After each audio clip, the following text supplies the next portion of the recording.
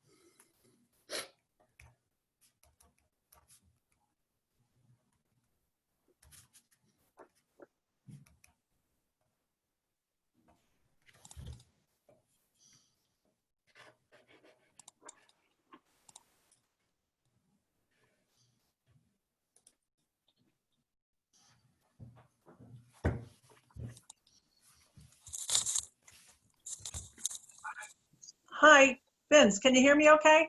Yep. Hi, Carol. How are you? Good, how are you? Hi, everybody. Well, thank you. Hi, How about Tim. me? Could you hear me? No Hi, Tom. visual yet, Tom. Can hear you. What's that? Can't hear you. You don't have your video on. Art video? How's that? There you go. Better. Jesus, my hair is white. Getting old, Tom. I need a haircut.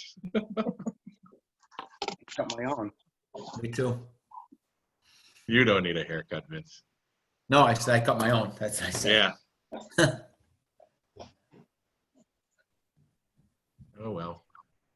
Vito, you don't look happy. There you go.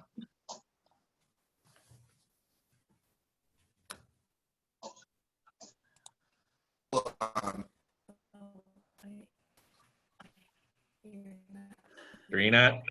What's up, Tom? Hey, Tom.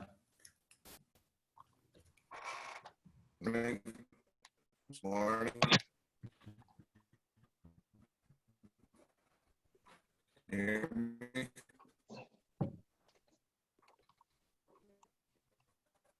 No. It's like you're frozen.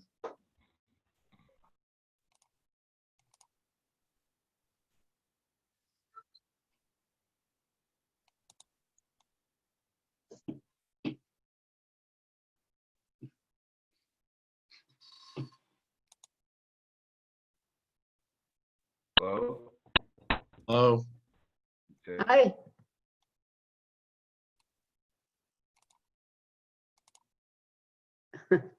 Hi, guys. how are you, Hey, Janet? Got it. Hi.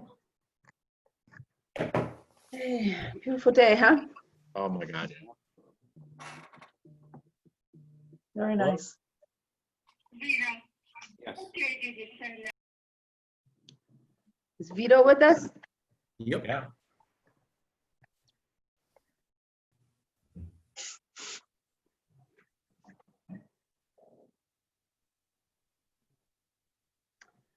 Mike Dempsey's not going to make it tonight? No, Correct. How about Mickey? you should. I was only told about Michael.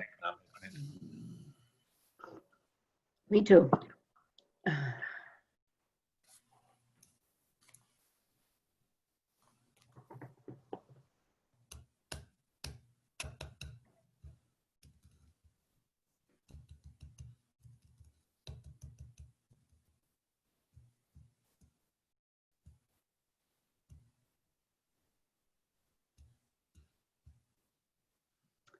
Oh, So boy. you're on mute.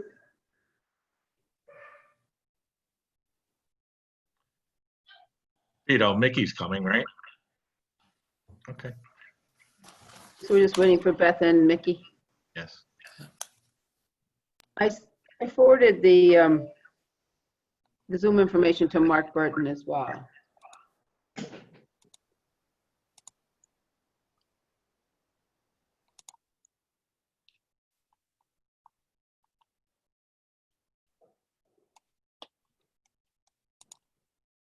I have 7 o'clock, but we'll give him a minute or two here.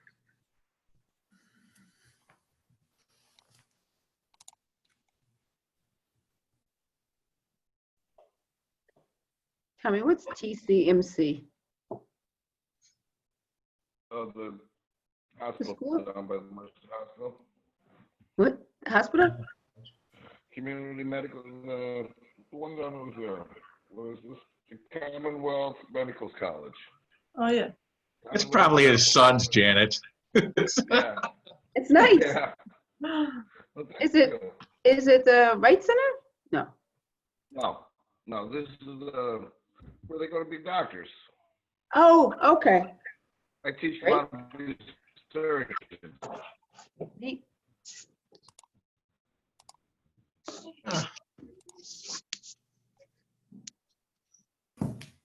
Somebody on a couple of hits.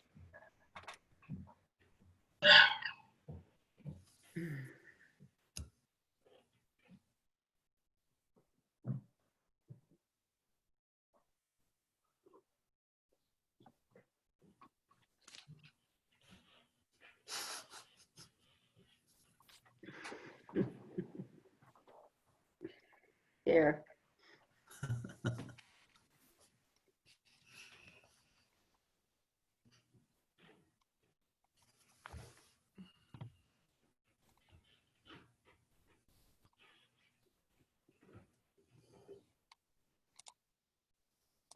There's Mickey.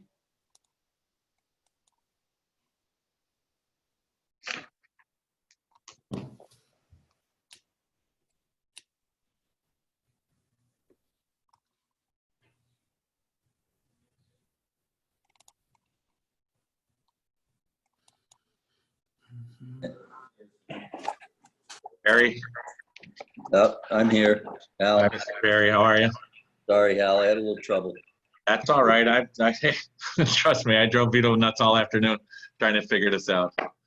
I should have just gave it to my son. He would have had it done in 30 seconds, but I just had my daughter do it. That's the only way I got it. that's right. It's 7:03. I'm sure Beth will join in. Do we want to get started here? Yeah. Let's stand for the Pledge of Allegiance, please. Pledge allegiance to the flag of the United States of America, to the republic for which it stands, one nation, under God, indivisible, with liberty and justice for all. Could I ask everybody to just stand for one moment for a moment of silence for George Floyd? I know it's a very tragic thing that happened. I'm sure the Dunmore community gives their condolences to Mr. Floyd. Thank you. Roll call, please, Mr. Ruggiero. Mr. Dempsey, Mr. Hallinan, Here. Mr. Miko, Here. Mrs. Skrmali, Here. Mr. Breyer, Mrs. Breyer, Here? Mr. Enoch. He's here. Here. He's freezing. Yeah. Mrs. Mrs. Here's Beth. McDonald Zangardi, Here. Mayor Burke. Here. Public comment on agenda items. There are no public comments on agenda items. We'll go. Number 4 is a motion to approve the minutes. I'll look for a motion to approve the minutes. I'll make that motion. A second, please, I'll second that. on the question. All in favor? Aye. Aye. Against? The ayes have it, 6-0. Number 5 is a motion to approve and pay the open bills. I'll look for a motion to approve and pay the open bills. I'll make the motion. Second, please. I'll second that. Second. All in favor? On the question, I'm sorry, on the question. Aye. Right? Okay, all in favor? Aye. Aye. Aye. Against? 6-0. Okay, thank you. Vito? Number 6 is a motion to appoint a zoning board solicitor. We had a recent vacancy due to Brian Doherty stepping down to take another position with a different firm and didn't have the time to do it. We posted it on our website on 5/13 with a deadline the end of May. We received 1 resume, Molly Clark, who was interested in the position. Mr. Chairman? I'll be looking for a motion to approve Molly Clark as the zoning board solicitor. I'll I'll make make that motion. Need a second? I'll be the second, sure. Okay. On the question, as Vito said, it was the only, we did advertise, we put it out there, and we had 1 person interested. All in favor? Aye. Aye. Against? 6-0. That is approved. Congratulations, Mrs. Clark, on the appointment. Number 7 is a motion to approve the proposed small wireless communications facilities master license agreement between the Borough and Cliquot Partnership doing business as Verizon Wireless. Attorney Perry, on the question, you want to explain this? You have to unmute yourself, Mickey. Yes, there I go. Okay. Verizon is, as they do in many municipalities, is looking for an agreement to upgrade the the Wi-Fi, so they need a license to put their equipment on our telephone poles. So we have 123 poles that are subject to this agreement, and they're going to pay $270 per year per pole for the license fee. As indicated, the license fee is dictated by the FCC regulations. We were able to get Verizon to add to the agreement a paragraph indicating that in the event the FCC regulations would allow for additional fees, then the agreement would be amended during the term to reflect that change. So even though the agreement, the term of the agreement is 15 years, in the event 5 years from now the FCC changes the amount that we can receive, then the agreement can be amended to assert that, and we would receive the greater amount. Vicky, what So role does the PUC play in this? Wasn't there a PUC regulation as well? No? I don't believe they do, Janet. Okay. They don't. This is an FCC rule. I think Okay. that federal preempt the state PUC. Thank you. There's nothing in the agreement regarding the PUC, so I don't think they really have anything to do with it. Okay. Well, thank you, Mr. Perry, for your work on that. I'll be looking for a motion to approve the Verizon be allowed to use the poles and we get reimbursed for that I'll make that according to our motion. agreement. Okay, a second, please. I'll second that. Okay. On the question, Mr. Perry, I think answered anything. Does anybody have any other questions for Mr. Perry before I take a vote? All in favor? Aye. Aye. Anybody against? Anyone against? That it passed 6-0. Thank you very much, Mr. Perry, for that work that you put into that. You're welcome. Number 8 is an informational update and proposed change or changes. The annual routine bridge inspection on Mill Street Bridge over the Delaware Lackawanna Railroad in Roaring Brook. Mr. Chairman, on the question, we have an annual inspection on the Mill Street Bridge. It's been, as people are aware, it's been deteriorating over time. The current posting is a bridge weight limit of 13 ton with an accept combinations of 21 ton. What PennDOT, through their third party, wants to ask us to do is decrease the tonnage to 5 ton and put up water barriers 402 feet down the right side of the bridge, which would be the pedestrian crosswalk, with blocking that off on both ends. The reason being is they don't want any potential vehicles going up over the sidewalk because they're nervous that the weight or the structure won't hold it. To give everybody some kind of idea, 5 ton is only an average passenger vehicle or an average residential truck. So possibly some smaller ambulances would be able to go over as well, but a UPS vehicle, a school bus, a fire truck, a garbage truck, a plow truck, etc., would not be able to go over that bridge because they deemed it unsafe for that weight capacity. So council, we're waiting on the final from PennDOT to say that that's what they want to do with the 5 ton. But council would have to make a decision, one, to either put those water barriers up, which would cost us in an excess of about $22,000, and have a 5 ton weight limit, which is that vehicle or a residential truck, or they can choose another option of to close that bridge and detour all traffic.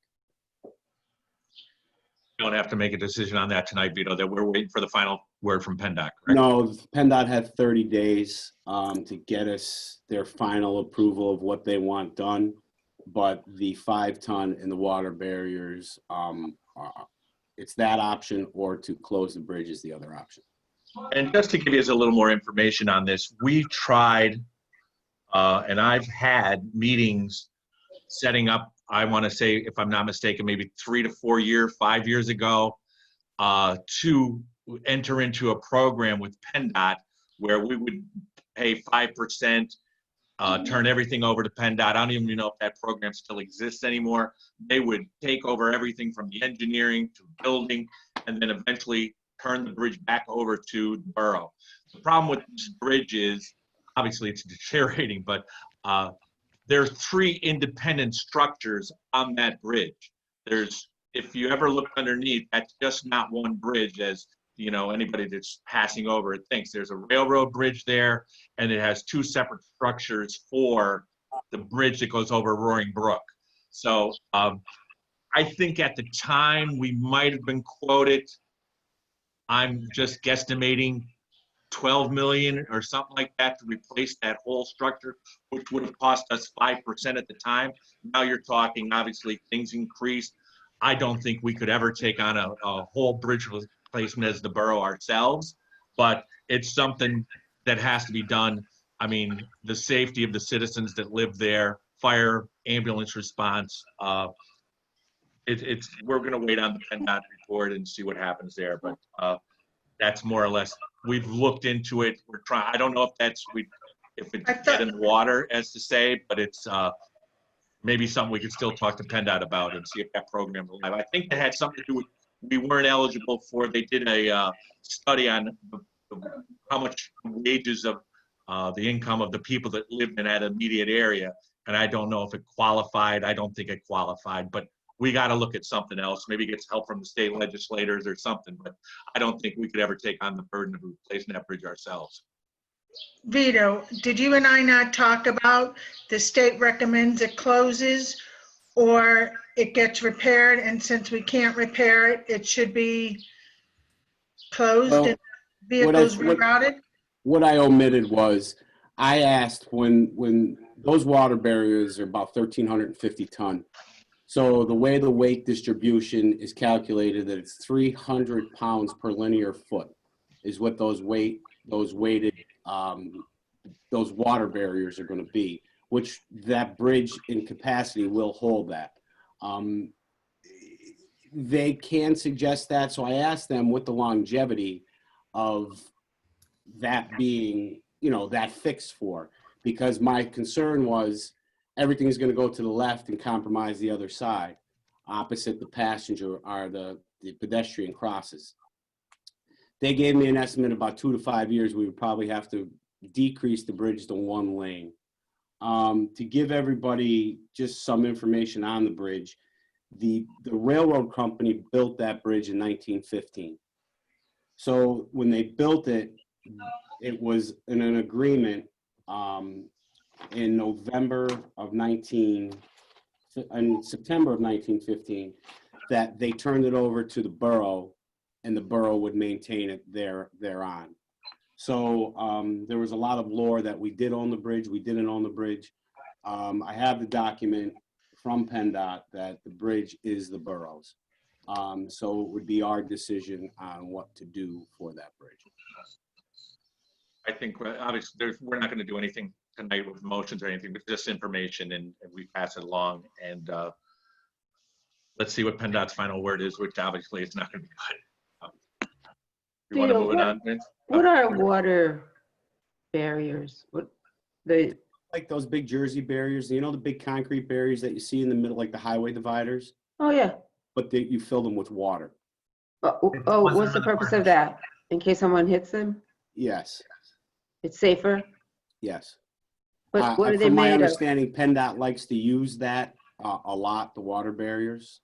But if it did Plastic. decrease to a single lane, we would probably have to look at some signaling on both ends of the bridge as well. Whether it's 2 stop signs or whether it's traffic lights.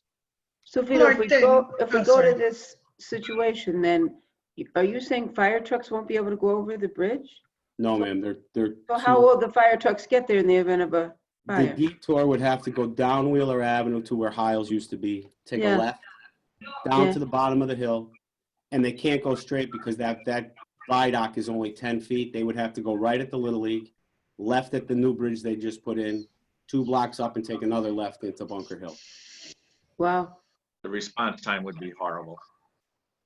It would be, Vito, one other thing, when you and I talked about this, the 2-year, the cost is the first thing I'd like you to address. And the second thing is, you mentioned to me also, I think that you applied to the state to put this grant or this bridge on the list to be repaired by the state. Am I correct there? yes, that's what Mr. Hallinan was just saying. 3-4 years ago, there was a program that they had. We sent the letter. They said the wait period could possibly be anywhere from 8 to 10 years to even get on the list for that approval. What it was, as Councilman Hallinan said, is that we would turn the bridge over to them. They would repair it. We would be responsible for 5% of the total cost. PennDOT did give us an estimate that a new bridge would be at that time $10 to $12 million. Then once that was completed, it would be turned back over to the borough and maintained by the borough. The cost, I think, are you asking about the water barriers or the cost of the bridge? The cost of, we talked a few things. We talked the cost of obviously replacing the bridge, the water barriers, and there was a third one we talked about, third option. Well, Before you go there, are we on that waiting list for the state, or are we, what are we doing with that? We're not on the waiting list. no, because at the time, the money became dry to do that program. To build the bridge, okay. They were going to try to reestablish it. I was in touch with Senator Blake's offices, and at the time, I don't remember who our state rep was. It might have been Representative Haggerty Right. at the time. Okay. To try to get any help we could, because the prognosis of this structure isn't very good. So Vito, if we were down to Eventually, one this bridge will lane, be closed down sooner or later. if we were down to 1 lane, would the fire trucks be able to get over there then? No. No, okay. Regardless of what we want to do, the capacity has to be decreased to 5 ton because the steel girders, they feel are that compromised. And Vito, how much are the water barriers again? Well, they're all different prices. I looked on CoStar's pricing. They're about $275 to $300 per barrier. We have to cover 402 feet. So How we big are would the barriers? safely 70 barriers, probably around $21,000. But Vito, maybe, I'm just saying, we could wait more when PennDOT's going to give us a final thing, and then they could also set up a safe way to pass over that bridge, and maybe we won't need that many barriers, because maybe they'll use what's called the Jersey barrier, the concrete barrier, and then use the water barriers to protect on the edge of it, because that's what more or less they're looking for, is a head-on crash into the barriers. So they'll surround the Jersey barrier at each on 4 sides with the water barriers, and then cut it down to probably 1 lane. Where then we'll probably need signals to only have 1 lane of traffic go through each side. But again, that will probably, if I'm out of there a few years, but they'll come through with some suggestions if we ask, and they're there to assist us with anything. And I know they're always good to helping out the boroughs.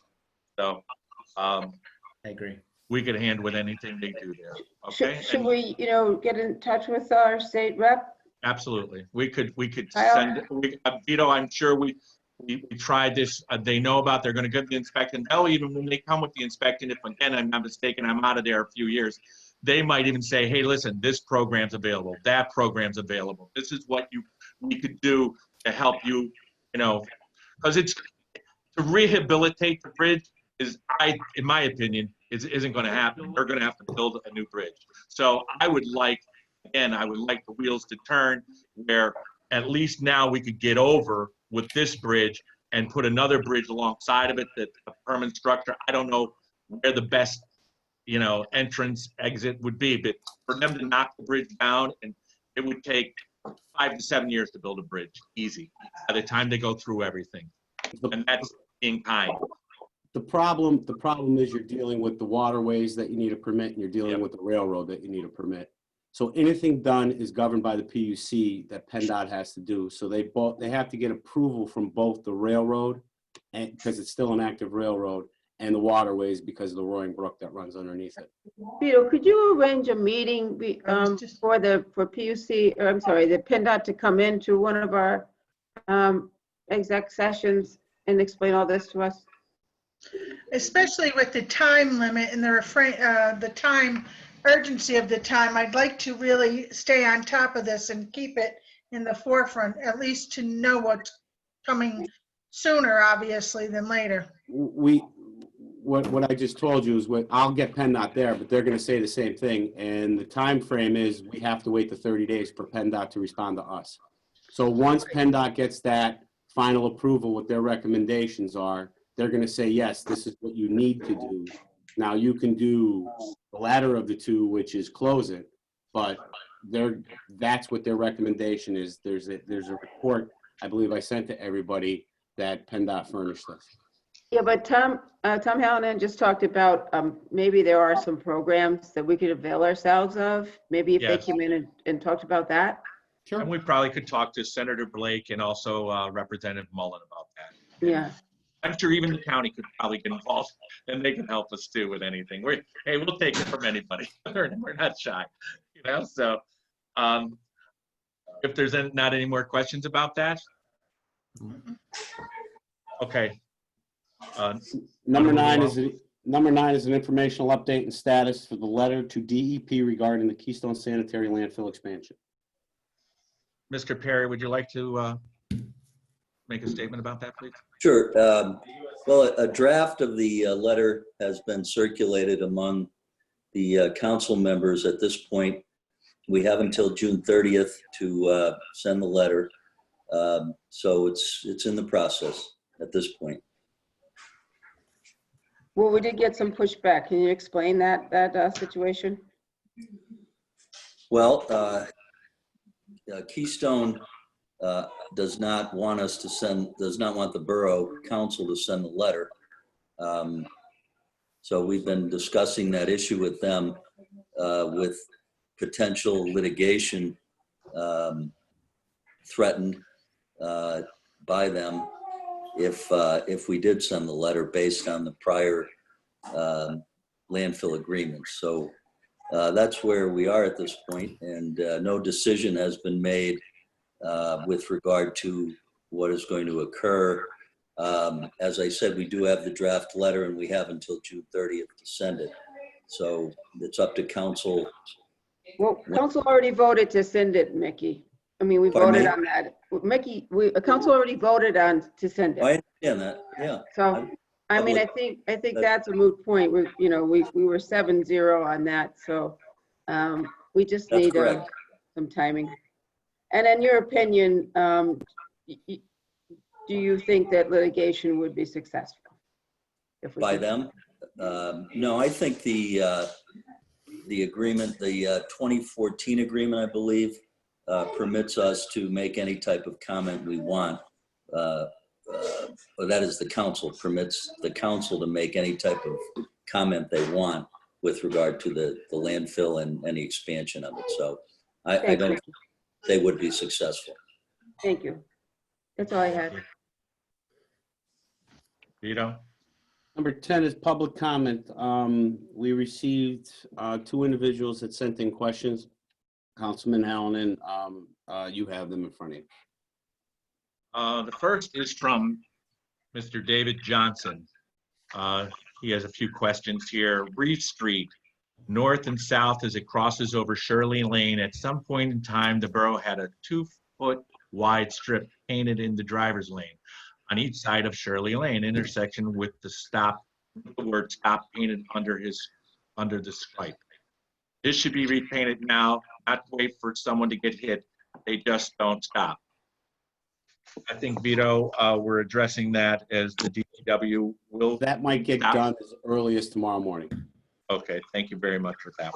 His second question, here we go again. I see the borough has started fixing some of the roads. I see no signs yet as to when you plan to fix the 600 block of Shirley Lane in front of my home. And yes, we have discussed this several times at your meeting.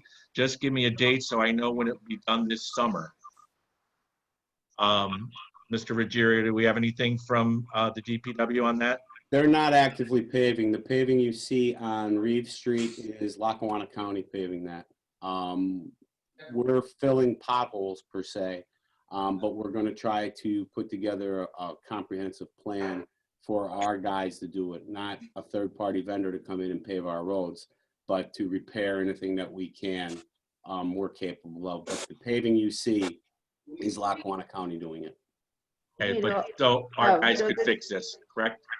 This I'm particular sorry? gentleman has talked about this at several meetings, and we did promise Yes. him that as soon as it was warm, we would fill the patch. It's a We'd fill paved the hole. cut. It's the huge hole in front of his house. I drove by it.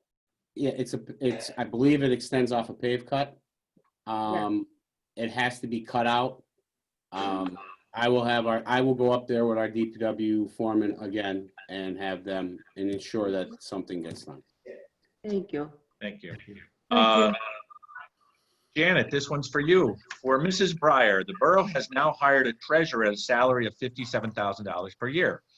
Where is this money coming from? If you want to hang on, he has a few questions. Where's the money coming from? Was it in the budget?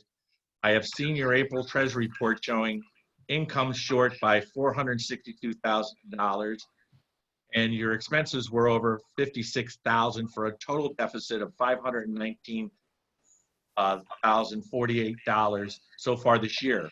You have a budget you better start sticking to. By the end of the year, we won't have a deficit of 3.1 million in the rev, but closer to 4 million. And a note of interest from your minutes, it shows that $3.1 million was reported as dollars lost. How about changing to say $3 million were overspent? Who is that, Tommy? He just wants to know, as Who's the gentleman? Mr. Johnson. It's the same. He had three Oh, okay. questions. No, well, let me share my screen, okay? Sure. I mean, in response to this, where is it? Okay. All right. In response to his inquiry, I used to pull up the treasurer's report, if I can find it.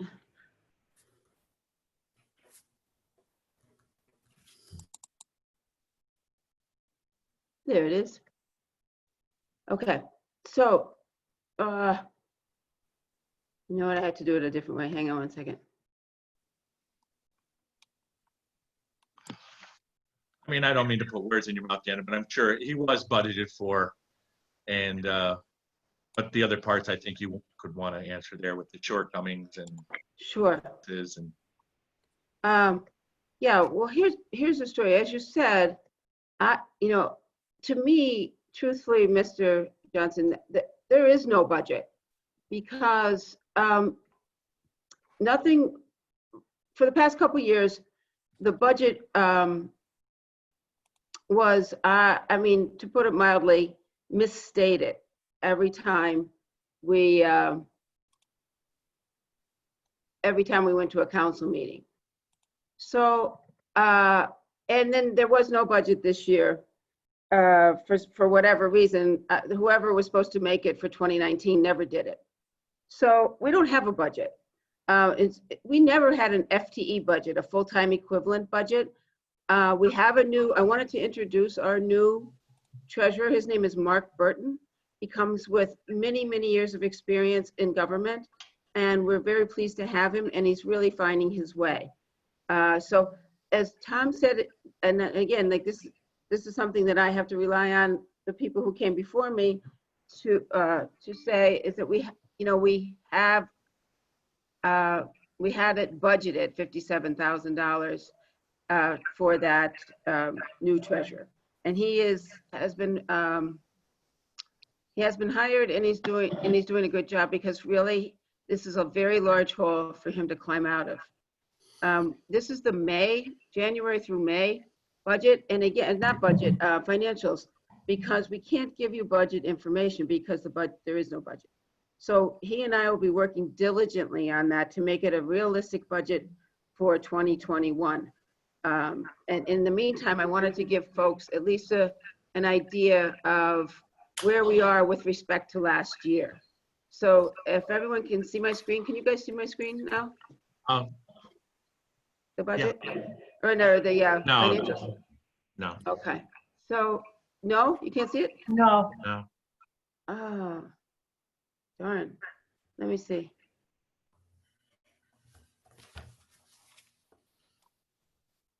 It said I'm sharing.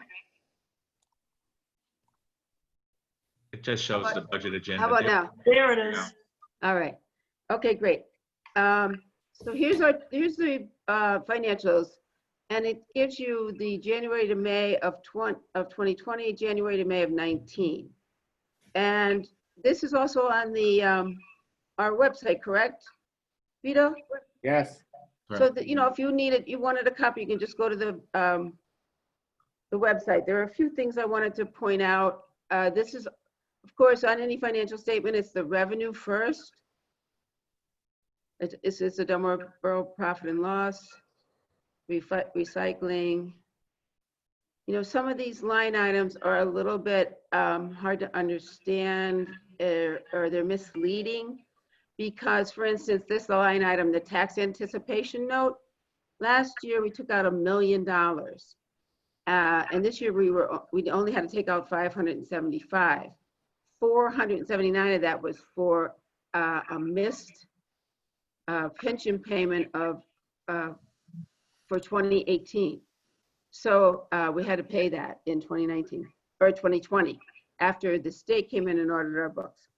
So anyway, so it looks like we're down $425,000 there, but really it's a loan. The tax anticipation note is a loan. So yes, we didn't get that 425, but that's a good thing because we don't want to be that much more in debt for 2020. So if you go down a little bit further, some of these things I had questions on, and Mark was able to get the answers for me. And this is just a quick analytical review of the differences. So if you say, our biggest line item every year, as everyone knows, is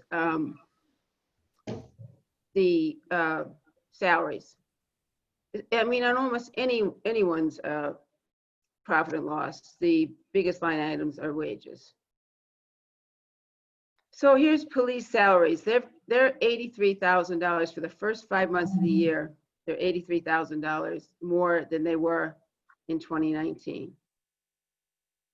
The fire salaries are $41,000 more. Code enforcement, $6,000. And solid waste, almost $60,000 more than they were for the first 5 months of 2019. Now, one of the questions I had was this right here. What the heck was that for $1.15 million under solid waste? It doesn't make sense to me. It turns out that this is mostly Schultz Stadium. This is what Mark discovered.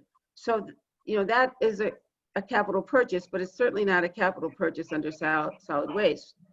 Mark and I have an appointment with Mike Doherty. He is our outside auditor for Dunmore. He audits our books every year. So these are some, and we have an appointment with him on June 24th. Mark and I are going to go up to his office and try and figure out, Mike Doherty may have already discovered that this is misposted, and that may be already corrected, but we have to deal with what we have now. We don't have the financial statements yet. So these are just some of the questions I had for Mark, and Mark was able to answer most of them. He's very familiar with our profit and loss statement, and again, we're going to start working on the budget for next year to make it more realistic. Here's Well- something too that is concerning for me and for everyone in the borough, I would say. It is the loans. See how much they're up? Just this one line item, $258,000, $261,000. And I don't know what this pension bond was last year. That's another question I'm going to ask Mike Doherty. So we can get a little bit of a better handle on what's real in this thing and what isn't. So net income for the first 5 months of 2020 is a little bit more than $50,000 more than last year, 49,000. So that's good, but as we all know, the first 5 months, the time when we get our tax revenue. So to everyone's concern, it's like, as Mr. Johnson said, it's later in the year that we need to be really, really worried about. And So- also, not to interrupt, I'm sorry, Janet, are you finished there? I'm sorry. Well, And we still have that 425 that if, with the tax anticipation note, that doesn't get touched, that helps us. The wages, as you said, that's already negotiated. There's nothing we could do about the police wages, the fire wages, the DPW wages. They've already been, they're contractual. So we're bound to those wages. It's not like it's, I think their overtime numbers are within reason or barely compared to how they were out of control. I think the chiefs are doing a good job and busy watching what we do there. So I think we got a pretty good handle. I appreciate all the hard work you and Mark are doing. And I think, I think my concern again is we're on the we right road. So thank you. if I could finish this little Sure. report here, Tommy. Yeah. My concern again is that last year we were $3.2 million of loss, profit over loss. There was a $3.2 million loss. And that's with taking $4 million out of the sewer authority account. So my concern, and in $3 million of that came in December. There must have been a huge cash crunch last December to take $3 million out of the sewer authority account for operations. So again, my concern is not so much, the first 5 months, but what's going to happen later in the year. So Right. Mark and I would like to get like a hand, and as you say, salaries are salaries are salaries. I agree with that, but I think it's worth pointing out so the people of Dunmore know what the situation is with the salaries. True.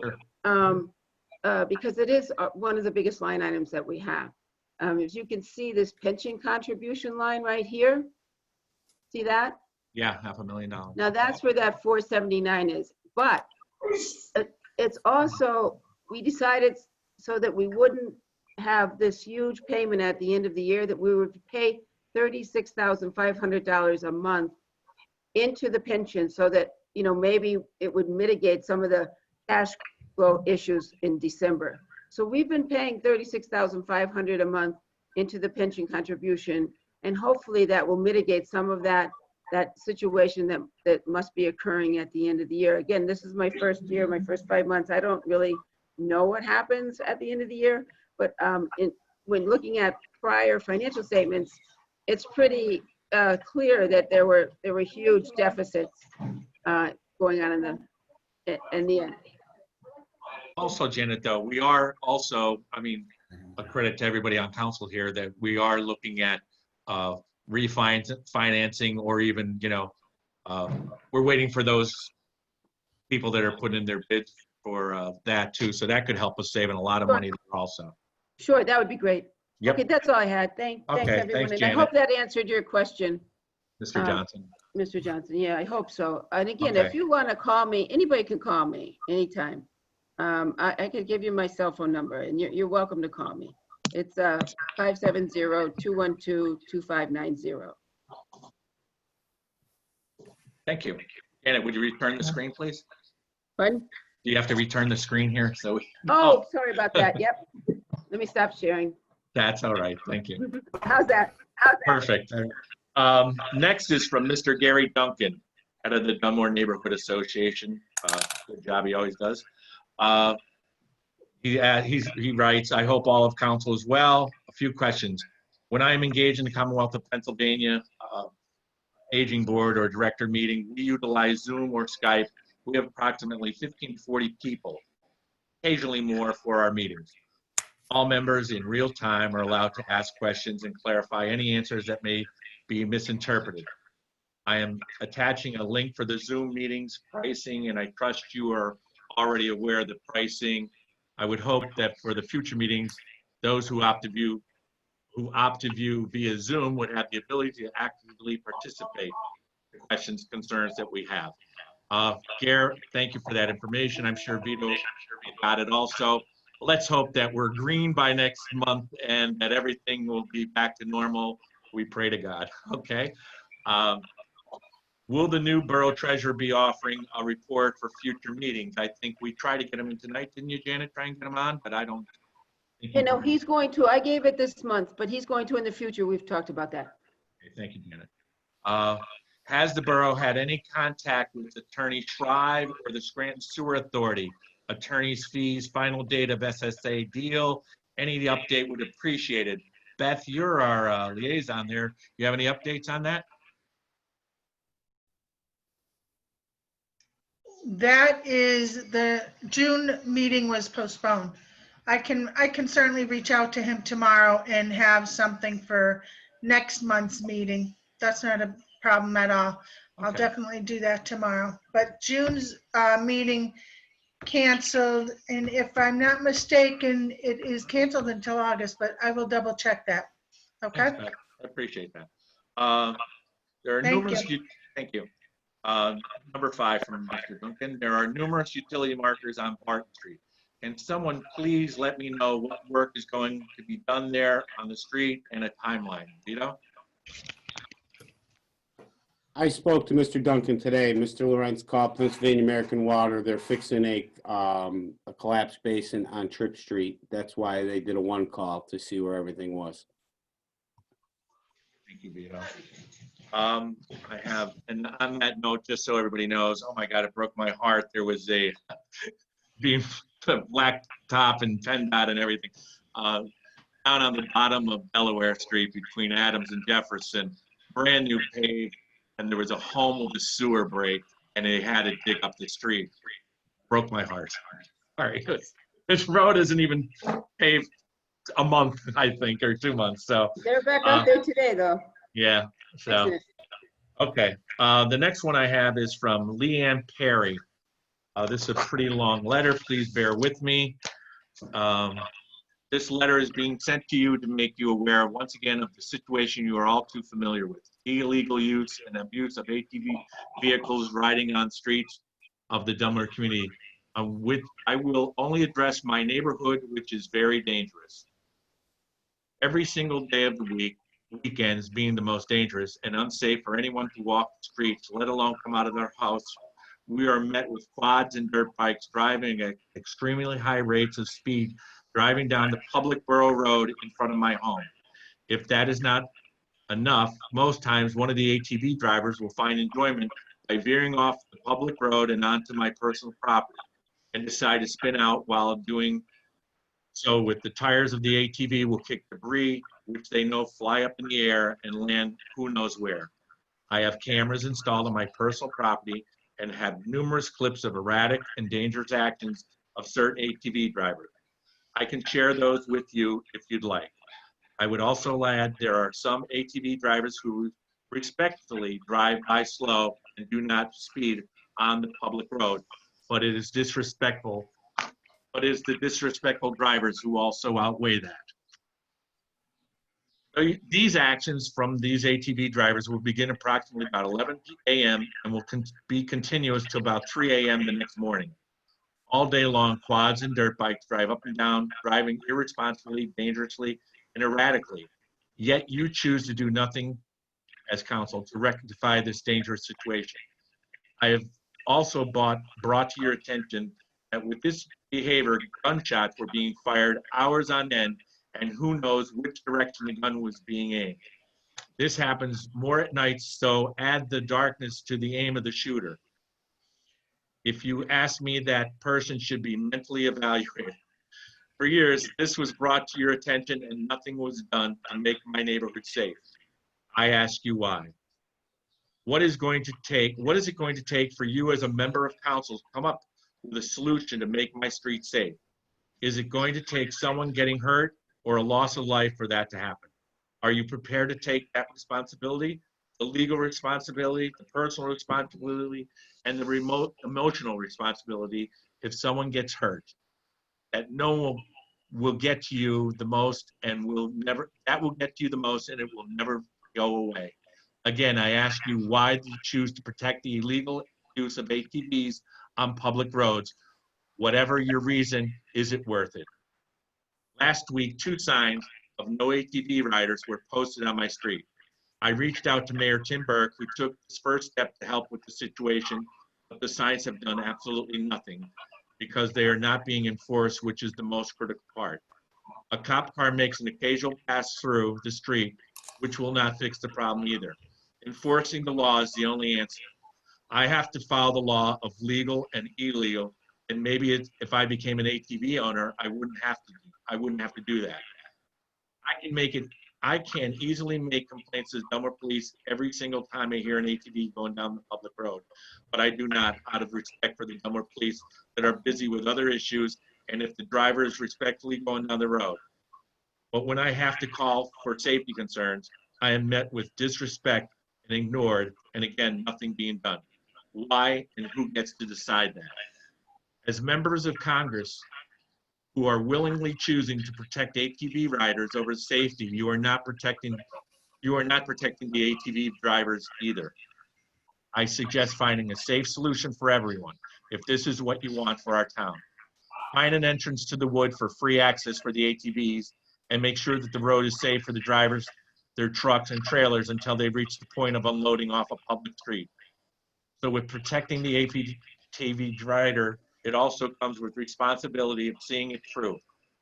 ATV owners also need to see their responsibility through of buying a trailer to haul their AT off to a public road and unload. However, they feel the entitlement of not having to do so because some are allowed to wreak havoc on Dunmore's public roads and instill fear to the community that someday someone will get hurt. No, nothing is being done. Again, I ask why. I believe there can be a safe solution for both sides, but what is happening now is not the answer. Thank you, Leanne Perry. I reached out to Ms. Perry, and I am going to, if the mayor, which I know you've been taking the lead on a lot of ATVs, I think it's time to sit down with all the neighbors, try and come up with some kind of solution there of maybe, I don't know what kind of public land to get them in, or maybe Mickey, you could, Mr. Perry, I'm sorry, could sit in, because obviously we'll need some kind of guidance for the law rather than just making decisions on our own. Sure. But this is a very serious situation that has to be addressed. What about the cameras, Tom? Like, couldn't we use the film that Mrs. Perry has? I mean, is that legal? Attorney Sure. Perry? Yes, you can. Like, if she gave us those films, could we just cite people from them? Again, they're illegal. There's no license plates on them. So how do you figure out who's driving that vehicle? Well, I think it'd be good to take a peek anyway. Yeah. You'd have to be able to identify the driver of the ATV or get the license plate if it had a license plate. And then you could, I'd just like to see the film that she has and see if there's anything identifiable on it, you know? Well, you could definitely cite them if you could prove who it was. Yeah. Oh, that's good. I didn't know that. I didn't know if like a private, like security at someone's house can be used for that purpose. Yeah, well, they do it with cameras on the traffic lights. Okay. They cite people. Just try and get her film. Yeah. I think I forwarded something to you earlier today, Jan. Mickey, there used to be a attorney Perry. Yeah. You can put the video on the Facebook page. Actually, any homeowner can put the video on a Facebook page from their personal home. And I think They can put it on their Facebook page to identify the individuals riding the quads. Well, you'd I have to think- provide it to the police department first and foremost. And they could then follow up on it. Mr. Perry, do you think it would be feasible to have a meeting with all parties involved, the neighbors, and try and come up with some kind of solution up there with the police chief, yourself, Mayor Burke?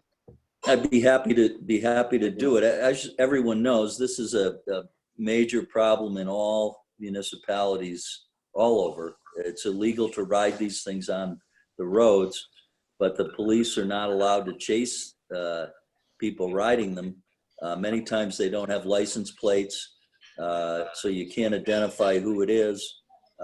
So it's similar in every borough. I've talked to the solicitor of the music borough. They passed an ordinance, but it's basically unenforceable, and they have the same problem we do. Thank you. Attorney Perry, Let's just look at the film, and then maybe, we can't chase them, but they can do roadblocks, right? Janet, I think I sent you something earlier today from Mrs. Okay. Perry with the letter with a clip of, I sent it to all council people. So Okay, I'll take a you can look. Thank you. look at that email. I think you might have missed it. Okay? I have one question, please. That road used to, again, I'm not sure if this was legal when the borough did it in the past, but that road did used to have a gate right beyond Mrs. Perry's house. And, the DPW, police, fire, all had access to it with the key, but obviously ATV riders wouldn't. Are we within our rights to do that, or is that not feasible? Is it a public road, Vince? It's a public road. I believe it is. I mean, it's, Beyond where the gate is, it's a public road? There are Yeah. property owners back there. no, beyond her property is the last property on. So No, it's- there are many, many properties down the road, and some of our Dunmore residents own property down there. Well, how about if they also all had keys then? Like all the property owners? I've spoken with the property owners, and I think that's what Tom Hallinan wants to do. We want to meet with the property owners and see Gotcha. what their input is. Fantastic. Thank you. Yeah, and I Correct. I think that suggestion came from Vito a long time ago, which I think we'll see when we'll cross that bridge, but I think we have to have a meeting with all the property owners and see what Yeah. everybody would agree to. Thank you. Because we could go round and round forever here. Okay, that's all I have. Next, Vito. Public officials. Mayor Burke, you have anything this evening? Yes, I was wondering if we could advertise, we got approval from PennDOT on the Jacob breaks for the beginning of Scranton near Hiles to it's approximately 0.4 miles to the tank in Dunmore. Last meeting we talked about it and council gave PennDOT the approval to take the study, and they said we do qualify for the signs to make it illegal to turn on the Jake brakes. So I was asking if council would advertise in the paper. Vito, I believe you said it's 7 days it has to be advertised? It's got a minimum of 7 days before a vote, maximum of 30 or 60. I believe. 60. 60. Mick, is there anything we have to do tonight to advance that, or anything here with a vote, or do you just, we We have have the to ordinance and have to wait We it? have to draft an ordinance. Okay, you would do that. Yeah. Once we draft an ordinance, you have to, has to be advertised and then approved. Would you draft the ordinance, please? Be happy to. Thank you. Okay, Vito could give you the phone number. He's got the emails from PennDOT on the approval. Mick and Joe. Yeah, I've seen that, Mayor. I've seen the approval. And I think you gave a letter with the exact dimensions of how far down Wheeler Avenue it is. And then I believe it goes, is that Blakely or Cherry down to the tank? Well, actually, Short Street, there's another street there. There's two houses. Yeah. Before, like, it goes Blakely, Short Street, Cherry. But the sign where I believe would, at Short Street, 105 Short Street, for the end of, and the beginning has to be the borderline, Scranton Dunmore borderline. In the middle,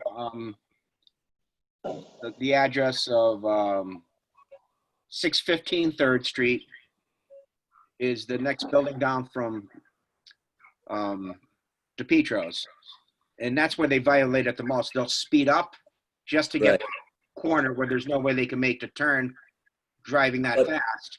But for the ordinance, PennDOT wants the exact distances that we want to prohibit this. So we either the borough engineer or someone's got to provide me with the exact distances on Wheeler and then onto what street is that when you make a left off Wheeler toward the tank? Is that Short Street? It's Short and Cherry. Then it turns into Yeah. Short. Yes. Well, that's what I need those dimensions or distances Yeah. to be able to draft the ordinance, because that's what PennDOT wants according to their letter. Okay. Tom, So can you, I would- so we do you would- suggest, I'm sorry, Mick, do you suggest that council ask our engineer to do that, or? Well, I don't know. Is it the zoning officer or the engineer? Someone has to do it.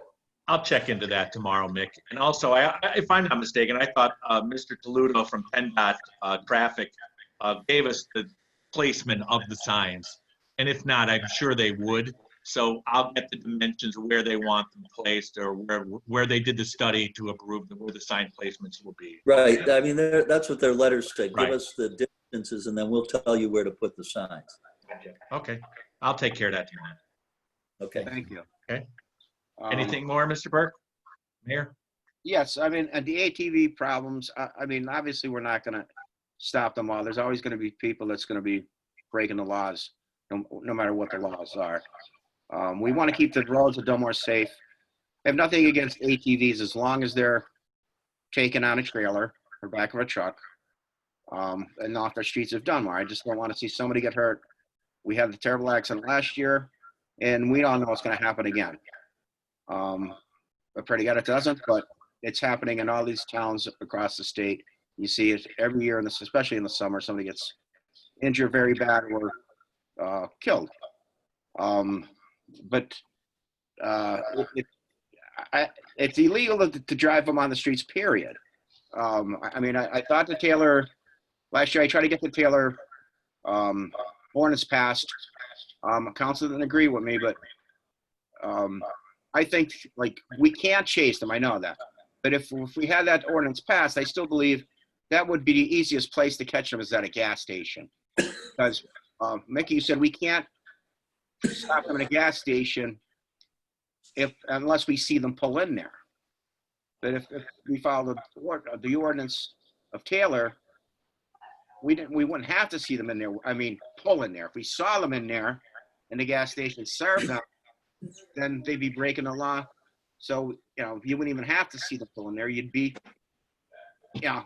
you pull in and stop them. Because, but that's. Well, the music ordinance that was passed prohibits the gas station owners from filling the tank or providing gas to an ATV owner or driver that pulls in. Correct. And that's what I said, yeah. But we don't have an ordinance, so. I know, and that's what I'm saying. I just thought it was a good ordinance, and that'd be the easiest way to catch them.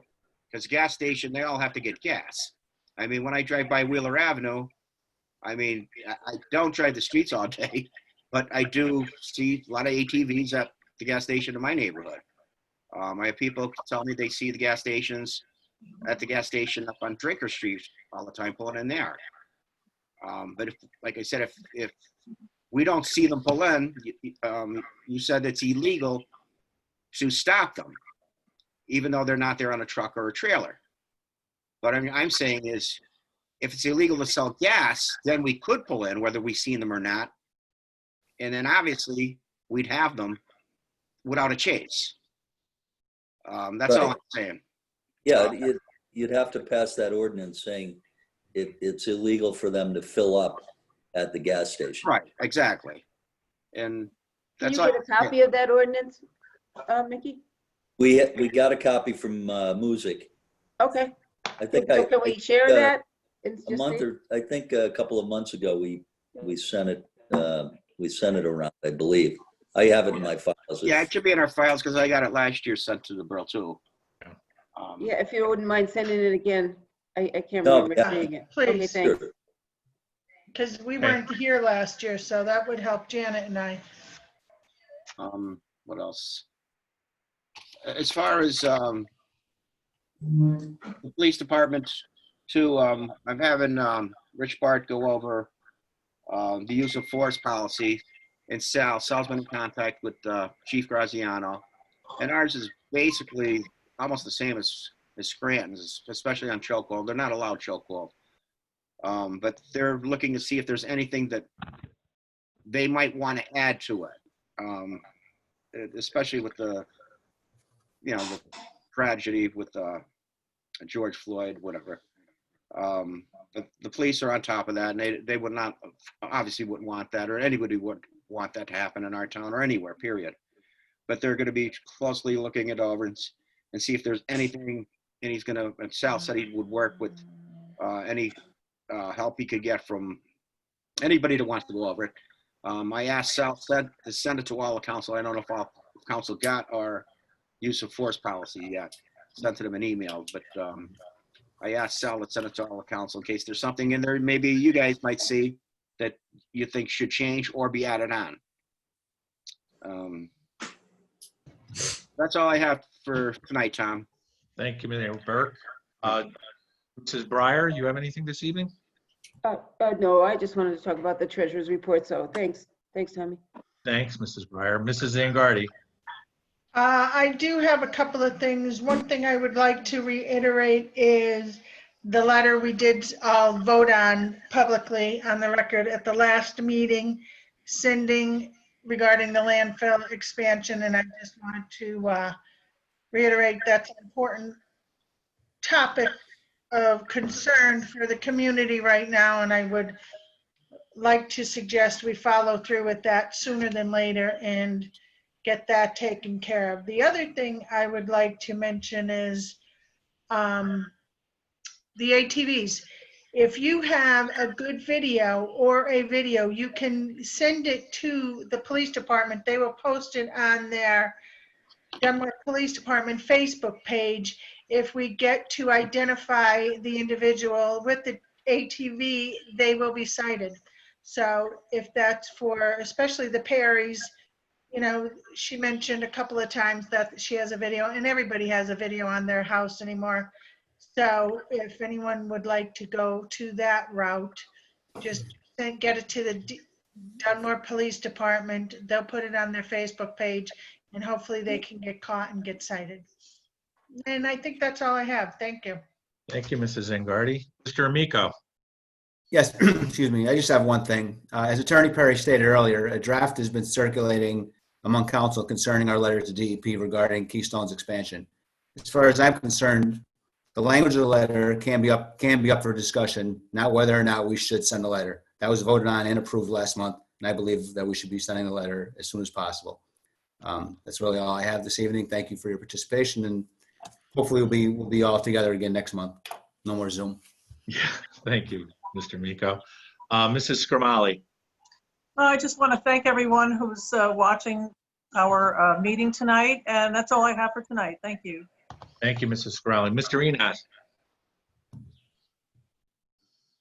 Mr. Enat. You're on mute, Tom.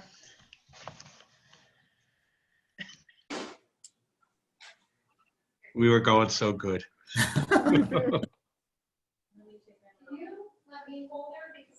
Tom? He might be frozen. Hello, Tom.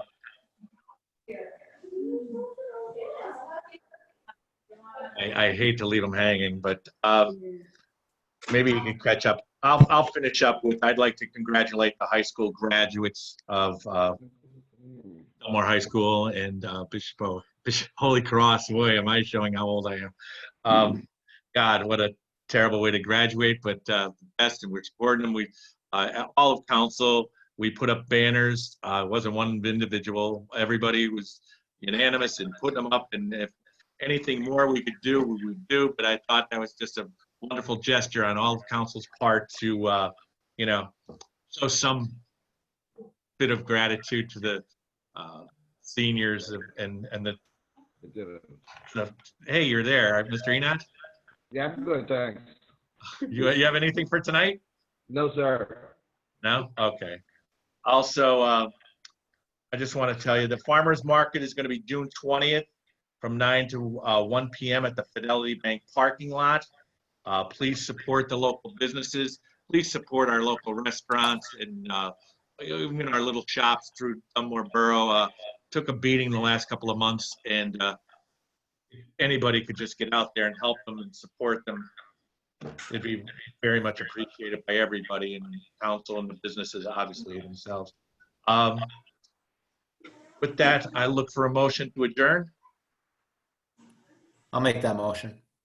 Second, Second. thank you. Good night, everybody, and thank you very much for attending. Thank you. Take care. Thank you all. Bye-bye.